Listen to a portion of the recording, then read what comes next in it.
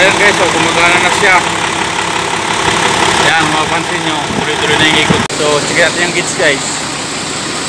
So, ayan siya.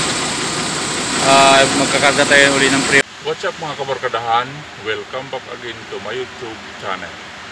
So, magandang araw po kung araw. Magandang gabi naman kung gabi nyo panood ang video ito. So guys, for today's video, meron naman tayong sisiking aircon. So, kumpleto naman yung kanyang freon, pero walang lamig. So, alam natin guys kung anong problema.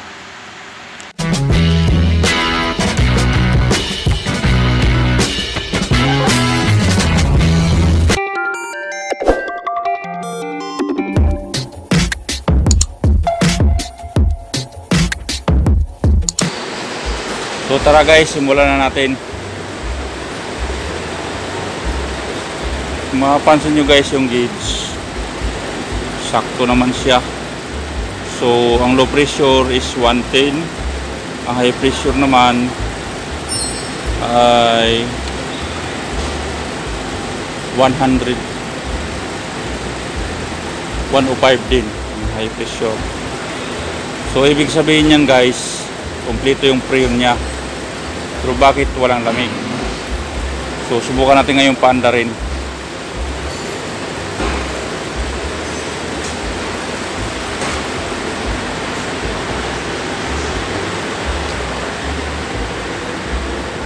I-start natin guys.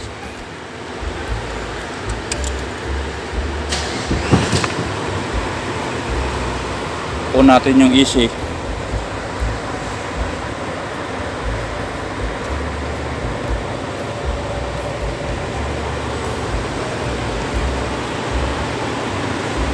So wala siyang lamig.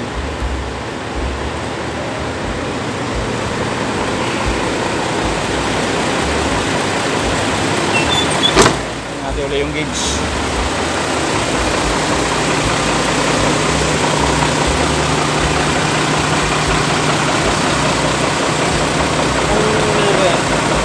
Ito na lang ba?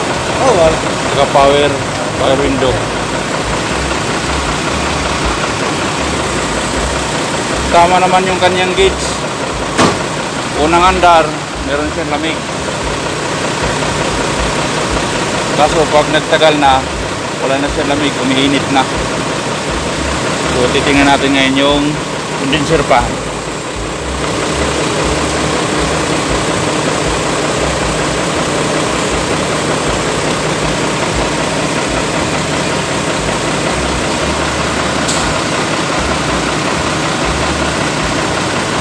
So yun guys, ang problema sa kanya, yung condenser fan motor niya ay hindi gumagana, kaya mainit na siya kapag matagal na ang andar. So gagawin natin, buksan natin ngayon yan. Ngayon guys, iangat natin itong cabin para kita natin yung condenser kasi nasa ilalim siya ng cabin. Sa may unahan ang gulong sa kanan.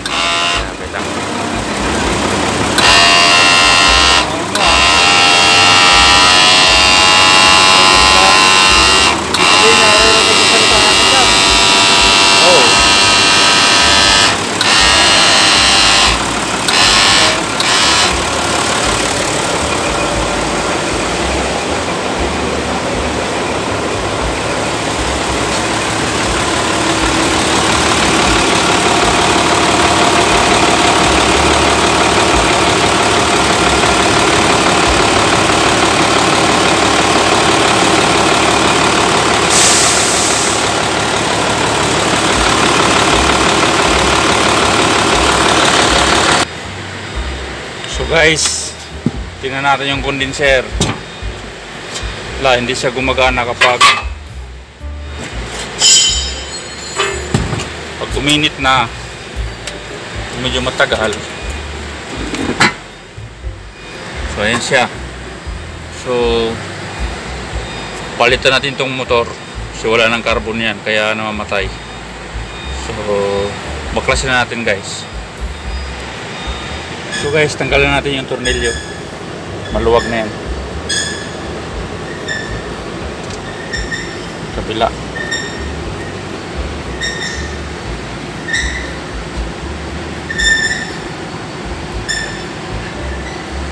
Ngayon, tanggalin natin yung connection niya. Naka-body ground niya kaya isang piraso lang. Tanggal na. So, bubutin na natin to.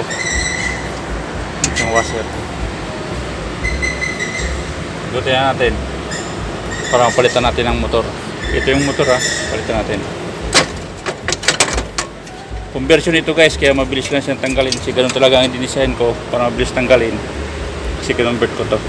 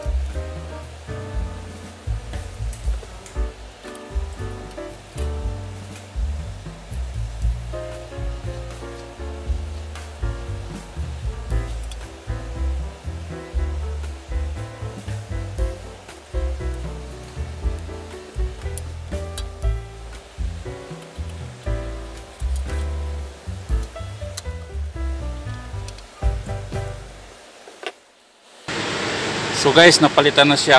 So ikabit na natin. Yan. I-install na natin guys.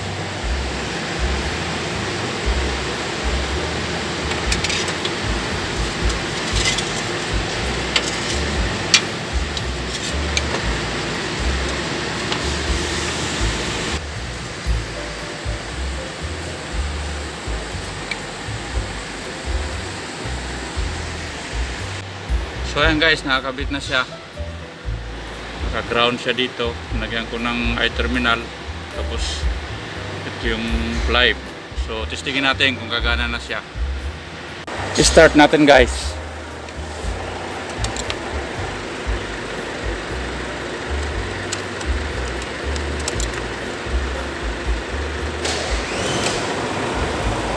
On natin yung easy.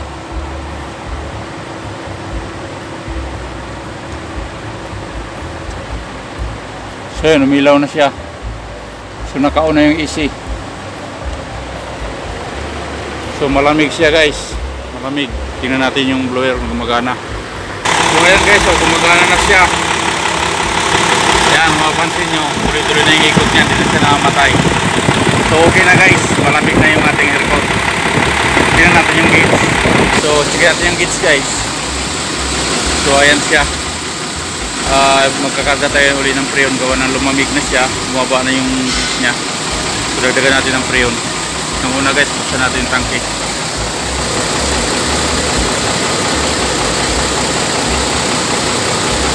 Kasi tiwarik natin siya para talugin natin ng konti.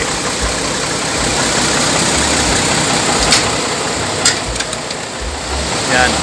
So bago natin kargahan guys, pasingahin muna natin siya konti. Sigurado tayo na preon yung papasok. Yung konti na parami. So kargahan natin guys.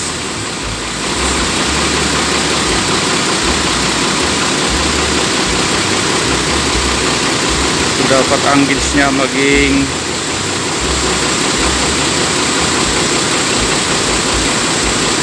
and 200 para malamig.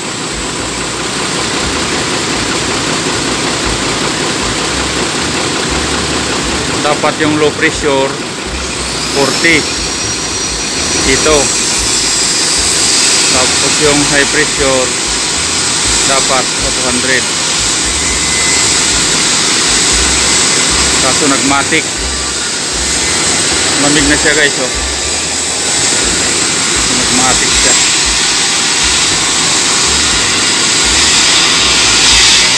Yun, bumumba ulit yung compressor, kaya i-gauge natin ang ito, argahan natin ang tamang preyon. So pag namatay guys, ibig sabihin malamig na siya, nag-automatic na yung kanyang thermostat control. So okay na guys, yan yung tamang karga, 40 at saka 200 dito sa high pressure. Thank you for watching guys. Don't forget to subscribe, like, comment, share to my video. So sa mga hindi pa nag-subscribe, pag-subscribe nyo na guys, at pakipindot nyo rin notification bell ko para maging updated kayo sa mga video ng aking i-upload. At pakipindot nyo yung all guys para pag mayroon akong bagong upload, man-notify kayo. So sana guys may matutunan kayo sa video ito, at God bless all. Pagpalain tayo nawa ng Panginoon. Bye bye.